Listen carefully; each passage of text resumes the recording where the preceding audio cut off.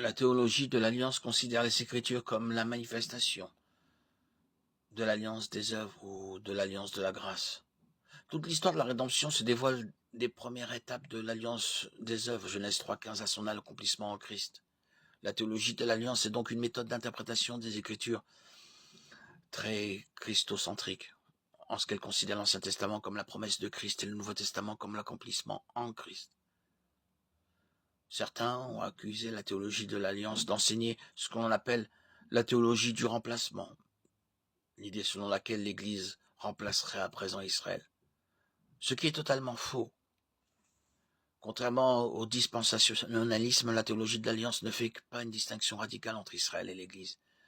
Israël est le peuple de Dieu dans l'Ancien Testament, et l'Église composée de Juifs et de non-Juifs est le peuple de Dieu dans le Nouveau Testament. Ensemble, ils constituent un seul peuple, celui de Dieu.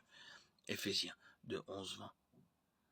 L'Église ne remplace pas Israël. L'Église est Israël et Israël est l'Église. Galates 6, 16. Tous ceux qui pratiquent la même foi qu'Abraham font partie du peuple de l'Alliance de Dieu. Galates 3, 25, 29. Il y aurait beaucoup de choses à dire quant à la théologie de l'Alliance. Mais ce qu'il convient de retenir est qu'il s'agit d'une grille d'interprétation des Écritures.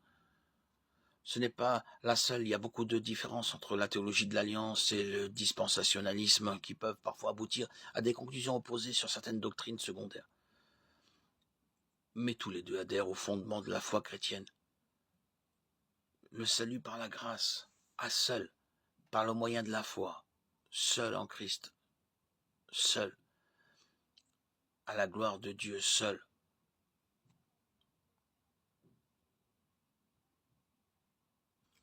Soit toute la gloire.